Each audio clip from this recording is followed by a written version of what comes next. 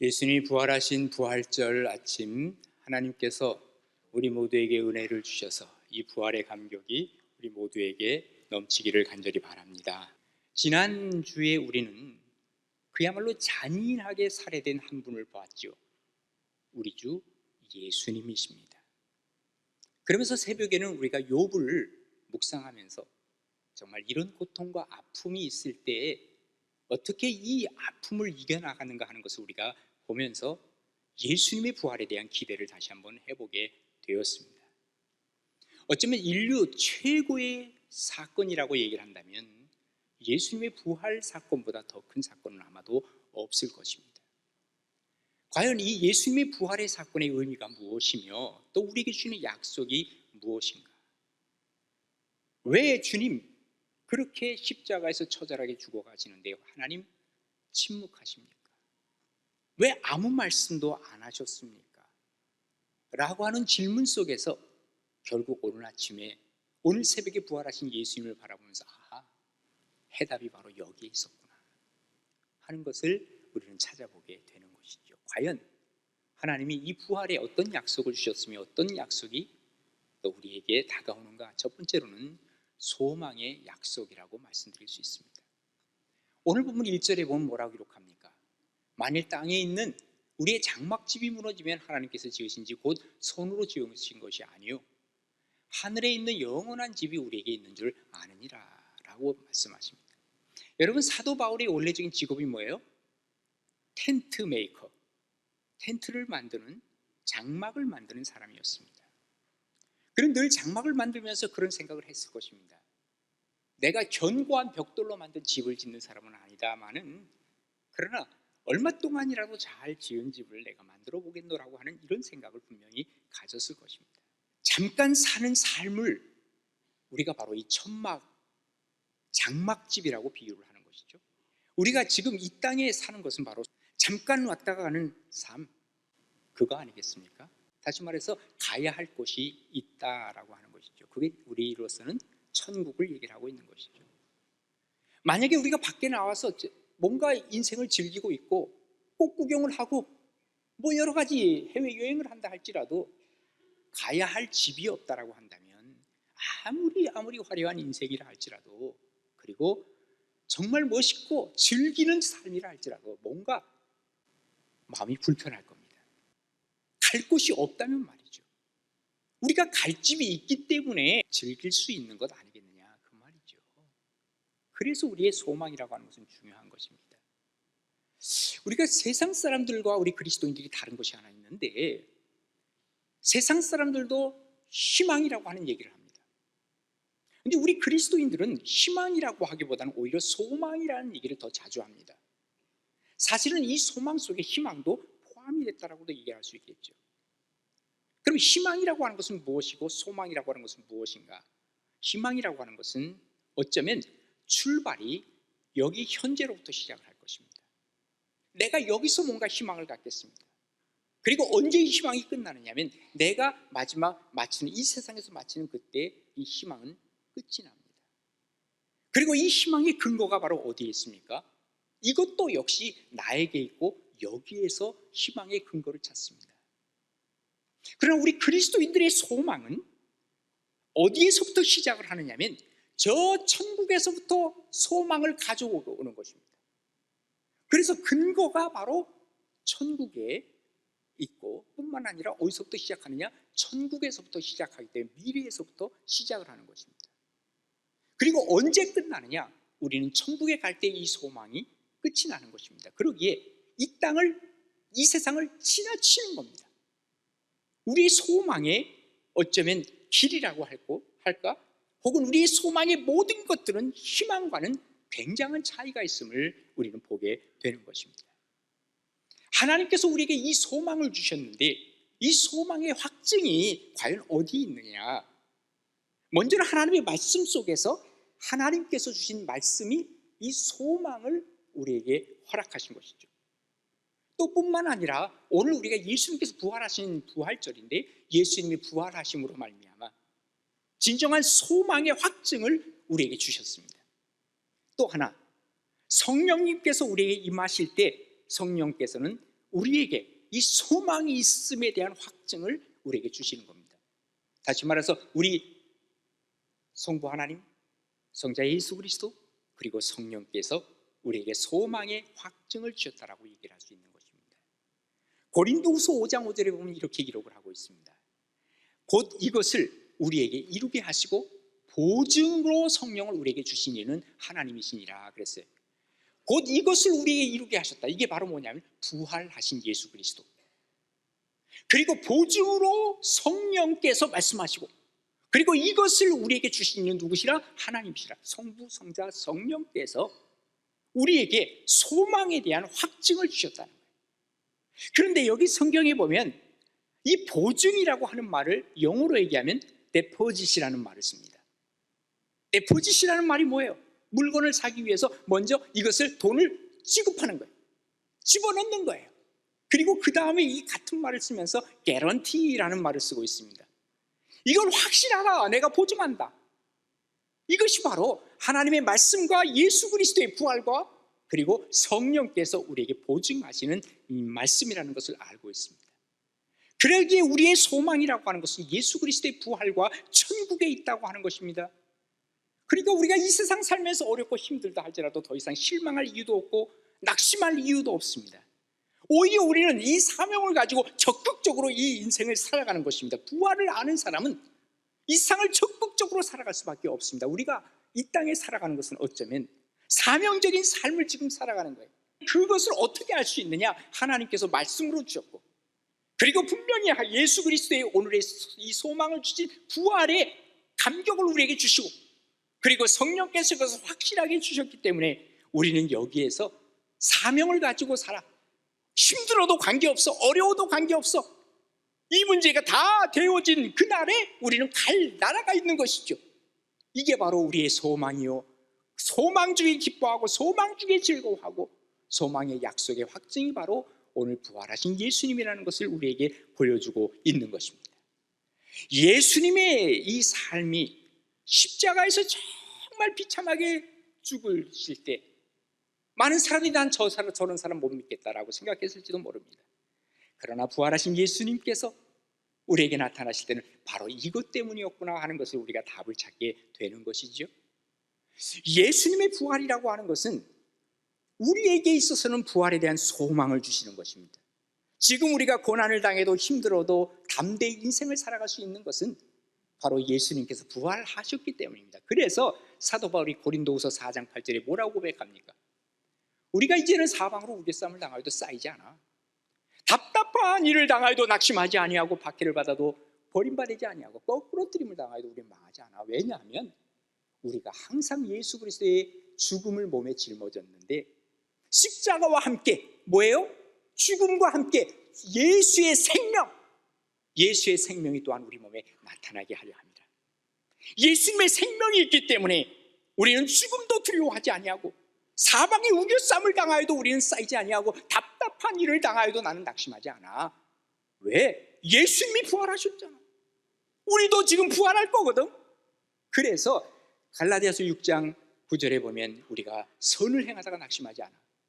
포기하지 아니하면 때가 이르매 거둘 때가 있기 때문이지 라고 우리도 역시 고백할 수 있는 이유가 이런 데 있다는 것입니다. 소망의 중심에 부활하신 예수 그리스도가 계시는 것입니다. 그러기에 우리는 소망을 가진 사람들은 죽음 앞에서도 사실은 담대해질 수가 있는 것입니다. 왜요? 우리가 지금 살고 있는 이 집은 장막집인데 이 장막집이 무너지고 나면 우리는 견고하게 지은, 하나님이 지은 그 집으로 우리는 갈 수 있다고 하는 것이기 때문에 그렇습니다. 우리의 집은 반석 위에 세운 집, 그리고 무너지지 아니하는 집, 주님께서 만드신 집, 이 집을 우리는 소망하고 살아가는 것입니다. 그래서 오늘 본문 1절에 뭐라 그랬어요? 만일 땅에 있는 우리의 장막집이 무너지면 다 무너져도 괜찮아. 내가 죽음 속에 가도 관계없어. 그러면 하나님께서 지으신 집, 곧 손으로 지은 것이 아니요 하늘에 있는 영원한 집이 우리에게 있는 줄 알기 때문에 나는 여기서 일어설 수 있다. 그것을 바로 예수 그리스도께서 나에게 직접 보여주신 부활의 감격이다 하는 것을 우리는 외치며 살아갈 수가 있는 그러한 사람들입니다. 여러분, 혹시라도 어려운 문제가 있고 또 절망 속에 있는 사람이 있다 할지라도 예수 그리스도의 부활을 통해서 새로운 희망을 가지시고 하나님이 주시는 이 소망 중에서 기뻐하며 즐거워하며 나아갈 수 있는 복된 여러분의 삶이 되기를 주님의 이름으로 축원합니다. 그 다음에 하나님의 약속은 승리의 약속을 우리에게 주셨습니다. 오늘 본문 2절과 3절에 보면 이렇게 기록합니다. 참으로 우리가 여기 있어서 탄식하며 하늘로부터 오는 우리 처소로 덧입기를 간절히 사모하노라.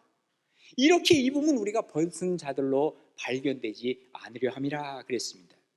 우리가 여기서 탄식을 하는 거에 있는데 그것은 뭐냐 하면 하늘로부터 오는 우리의 처소에 덧입는 거예요. 다시 말해서 우리가 승리한 사람들을 편에 있기를 우리는 사모한다는 거예요. 반면에 우리가 저 벗은 자들, 실패한 자들 속에 내가 들어가 있지 않고 여기에서 발견되지 아니하고 성공한 사람, 승리한 사람 편에 내가 발견되기를 나는 기대하고 사모하고 있다. 바로 하나님께서 부활하신 이유가 뭐예요? 이것은 우리에게 이런 소망을 주실 뿐만 아니라 우리에게 승리를 약속하기 위해서 주님께서는 이렇게 부활하셨다라고 하는 얘기입니다. 예수님의 십자가 한마디도 저항하지 못한 채 예수님이 죽어갈 때 성도들은 탄식할 수밖에 없습니다. 그러나 주님께서 천국의 처소를 덧입게 하시고 그리고 3일 후에 부활하셔서 우리로 승리를 주시기 위한 하나님의 계획이었다는 것을 알게 되는 이 부활절 아침에 하나님 바로 이거였군요. 우리에게 승리를 주시기 위해서 주님께서는 그때 그 처절하게 죽으시면서도 한 말도 안 하시고 우리에게 이것을 허락해 주셨군요. 나는 이제 더 이상 벗은 자들 속에 실패한 자들 속에 있는 것이 아니라 그곳에서 벗어나서 내가 주님과 함께 하늘로부터 오는 처소에 내가 덧입기를 간절히 사모하나이다.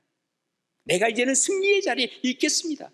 이런 고백을 우리가 할 수 있다는 것입니다. 예수님이 부활하셨지만 예수님을 십자가에 못 박았던 빌라도도 그리고 많은 사람도 처음에는 믿지 않았죠. 누가 믿겠어요? 그러니까 거기 조사위원회를 구성했겠죠. 그리고 찾아봐라, 이 이유가 뭐냐? 누군가 이 시체를 가져가고 훔쳐간 사람이 있을 것이다. 아무리 찾아봐도 여러분, 로마가 그렇게 호락호락한 나라가 아닙니다. 누가 감히 그 시체를 병정들이 지키고 있는데 가져갈 수가 있겠습니까? 더 중요한 것이 있습니다. 예수님이 부활하셔서 이 사람에게도 나타나고 저 사람에게도 나타나고 식사도 같이 하고 말씀도 주시고, 아니 더 이상 이거는요 설명할 이유가 없어요. 그래서 그 당시에 성도들은요 예수님, 부활하신 예수님을 만나고 나서 설명하려고 한 사람이 없습니다. 설명하려고 하지 않았어요. 단지 증거했지요. 내가 예수님을 만났다. 그때 주님께서 이렇게 말씀하셨다. 부활하신 주님을 증거하니 더 이상 뭐 할 말이 없지 않습니까? 여기에 바로 힘이 있습니다. 여기에 능력이 있습니다. 그 어린 소녀 앞에서도 나 예수 몰라, 나 예수 몰라. 그리고 예수님을 저주했던 베드로까지도 나중에는 힘을 내어서 기독교를 증거하고 또 기독교를 세워나가고 교회를 세워나가고, 이것은 바로 패배가 아닌 승리였다는 사실을 우리에게 보여주고 있는 것입니다. 고난주간에 우리가 예수님의 고난을 묵상했습니다. 주님의 고난이 우리에게 찾아왔고 또 우리의 고난도 있는데 주님의 고난과 우리의 고난을 이렇게 오버랩 시켰죠. 오버랩 시키면서 하나가 되어버렸어요. 그리고 이 주님의 고난 속에 내 고난을 십자가 위에 얹어 놓았다 그랬어요. 그러니까 어떻게 됐다 그랬어요? 십자가가 지옥으로 내려가면서 우리의 모든 문제까지도 지옥으로 다 끌고 가 버렸다는 거예요. 그래서 우리의 문제 해결을 세 가지로 말씀드렸죠. 예수 그리스도의 이름으로, 또 예수 그리스도의 십자가로, 예수 그리스도의 말씀으로. 그래서 아마도 지난 주간에 고난에 함께 동참하려고 했던 사람들, 어떤 때는 금식도 하고 또 어떤 때는 그저 이 예수님의 고난에 동참하려고 안간힘을 썼던 분들은 아마도 이 부활절 오늘 부활하신 주님과 함께 이 문제를 해결하는 것을 경험하는 사람들이 많이 있을 거예요. 그러나 고난도 내가 무슨 상관이 있어 했던 사람은 부활절도 그렇게 감격스럽지는 않을 것입니다. 패배했던 사람만이 정말 승리라는 것이 뭔지를 알 수 있는 것 아닙니까? 오늘 예수님의 부활은 이런 승리를 우리에게 안겨주기 위해서 주님께서 우리에게 이렇게 부활하신 몸으로 나타나셨다라고 하는 것입니다. 우리나라만 하더라도 기독교가 들어오기 전까지 부활하신 예수님께서 이 한반도에 오시기까지 우리의 역사는 참 암담했다는 사실을 우리가 알고 있습니다. 여러분, 조선시대 한번 생각해 보세요. 우리가 태어나는 것이 바로 운명이에요. 쌍놈으로 태어나잖아요. 그럼 쌍놈으로 태어나면 어떤 경우라도 양반될 수 없잖아요. 예? 그냥 종으로 태어나면 종으로 살다가 종으로 죽는 거예요, 마지막까지. 그런데 보십시오. 기독교가 들어오면서 예수님의 부활이 이 땅에 오시면서 소외되었던 사람들의 지위가 향상되고 계급이 철폐되고 그리고 의료와 그리고 보건, 복지 그리고 위생이 변화가 되기 시작했고 그리고 예수님이 오심으로 술에 찌들고 담배에 찌들고 노름에 찌들었던 사람들 그리고 일부 다처제의 우리나라. 여러분, 옛날 양반들 치고 첩없는 사람이 있었나요? 그런데 일부 일처제로 딱 하나님이 아담을 만드시듯이 하와를 만드셔서 이제 한 가정을 이루었기 때문에 우리는 그 법칙대로 지금도 살아가고 있는 것 아닙니까? 바로 잘못된 사회 관습이 탈바꿈한 것도 바로 우리 주님께서, 부활하신 주님께서 이 땅에 승리를 약속하셨기 때문이라는 사실을 우리는 알고 있는 것입니다. 예수님의 십자가는 어쩌면 절망 그 자체였을 것입니다. 그러나 3일 후에 부활하신 이 부활은 모든 이 절망을 역전시켰습니다. 우리가 뭔가 패배를 느낄 때 한번 생각해 볼 필요가 있습니다. 여기에 과연 부활하신 예수님이 계시는가를 확인해 봐야만 합니다. 그리고 예수님이 계신다면 버티십시오. 우리는 하나님이 계신 그곳에 버틸 수 있습니다. 견딜 수 있습니다. 여러분의 어려운 문제도 하나님께서 그 자리에 계신다면 버텨보십시오. 버티면 하나님께서 3일 만에 부활하셨듯이 다시 우리에게 새로운 역사를 만들어 주실 줄로 믿으시기를 바랍니다. 예수님의 십자가와 예수님의 이 죽음 이후에 부활이 있다고 하는 이 사실 앞에서 우리가 어디에 설 것인가? 오늘 본문에서는 뭐라 그래요? 우리가 탄식하면서 하늘로부터 오는 우리 처소로 덧입기를 간절히 사모한다. 하늘로부터 오는 이 처소에 우리는 있기를 원하지, 저쪽에 벗은 자들, 실패한 자들 속에 내가 포함되고 싶지는 않습니다. 나는 승리의 약속을 내가 붙잡고 살겠습니다 하는 마음을 가지고 끝까지 주님 계시는 부활하신 주님을 붙잡으심으로 승리의 개가를 울릴 수 있는 복된 우리 가나안의 모든 식구들 되시기를 주님의 이름으로 축원합니다. 마지막 세 번째로는 영생의 약속이 바로 예수님의 부활입니다. 오늘 보면 4절에 보면 이렇게 기록하고 있죠. 참으로 이 장막에 있는 우리가 짐진 것 같이 탄식하는 것은 벗고자 함이 아니요 오히려 덧입고자 함이니 죽을 것이 생명의 삼킴바 되게 하려 함이라 그랬습니다. 자, 오늘 본문에서 얘기하는 것은요, 지금 무거운 짐이 막 짓눌려 있어요. 내가 막 신음하고 있는 거예요. 그런데 내가 아무리 신음한다 할지라도 이 무거운 짐을 내가 벗어버리고 싶은 것이 아닙니다. 그럼 뭐라는 거예요? 이 하늘에 있는 옷, 승리의 옷, 이 하늘의 옷을 내가 덧입고 싶은 것입니다. 쉽게 얘기해서 이겁니다. 내가 그냥 이 모든 걸 벗어버리고 싶어서요, 천국 가고 싶어서 나 그냥 죽어버릴래요. 그럼 천국 빨리 가잖아요. 내가 이래서 이런 거 아니에요.